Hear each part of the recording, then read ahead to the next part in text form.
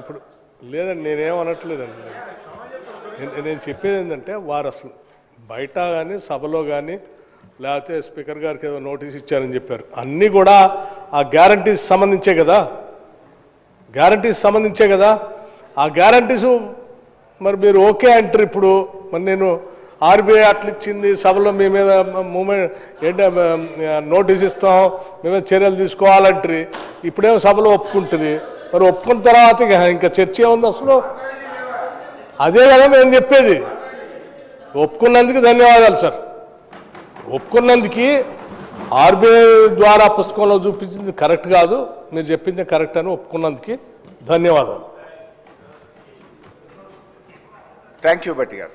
RBI లెక్క చెప్తా, మీ లెక్క చెప్తా. ఇప్పుడు మీ లెక్కలో ఉన్నా ఇప్పుడు మీ లెక్కలు మీ బండారం బయట పెట్టినాయి కదా. భట్టి గారు చేసిన అప్పు 15,000 మా ఖాతాలో కలిపిండు. ఉమ్మడి ఆంధ్రప్రదేశ్కి వచ్చిన 72,000 మా ఖాతాలో కలిపినవు. ఉమ్మడి ఆంధ్రప్రదేశ్లో మనకు కార్పొరేషన్ల ద్వారా ఉన్న 11,000 మా ఖాతాలో కలిపి 1,00,000 కోట్లు బీఆర్ఎస్ కు సంబంధం లేని అప్పును బీఆర్ఎస్ ఖాతాలో వేసిందైతే ఇప్పుడు కుల్లా చెప్పినా నువ్వు ఒప్పుకున్నావు.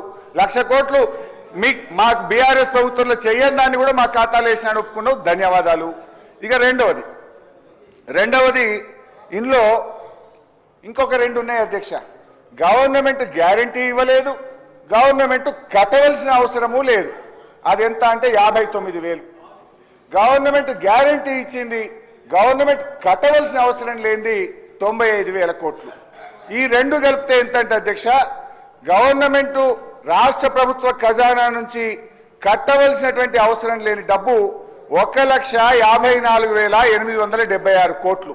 అంటే మొత్తంగా అధ్యక్ష శ్వేతపత్రంలో మీరు చూపించిన 6,71,757 కోట్ల నుంచి మేము తీసుకోని అప్పు 99,385, ప్రభుత్వం కట్టవలసిన అవసరం లేనప్పు 1,54,876 కోట్లు తీసేస్తే బీఆర్ఎస్ ప్రభుత్వం అచ్చంగా చేసిన అప్పు ఎంత అంటే 4,17,000 కోట్లు మాత్రమే. ఈ 4,17,000 కోట్లలో కూడా కరోనా సమయంలో ఇందాక నేను చెప్పిన ఉదయ్ స్కీమ్ కానీ, రాష్ట్రానికి రావాల్సిన గ్రాంట్స్ కానీ, కరోనా సమయంలో తీసుకున్న 39,000 కూడా ఇలా ఉన్నాయి. 39,000 కరోనా ప్రత్యేక పరిస్థితుల్లో తీసుకున్న అప్పు కూడా కలిపి 10 ఏళ్ల బీఆర్ఎస్ పాలనలో తీసుకున్న అప్పు కేవలం 4,17,000 మాత్రమే. కానీ మీరు మొదటి సంవత్సరమే 1,27,000 చేసిండ్రు.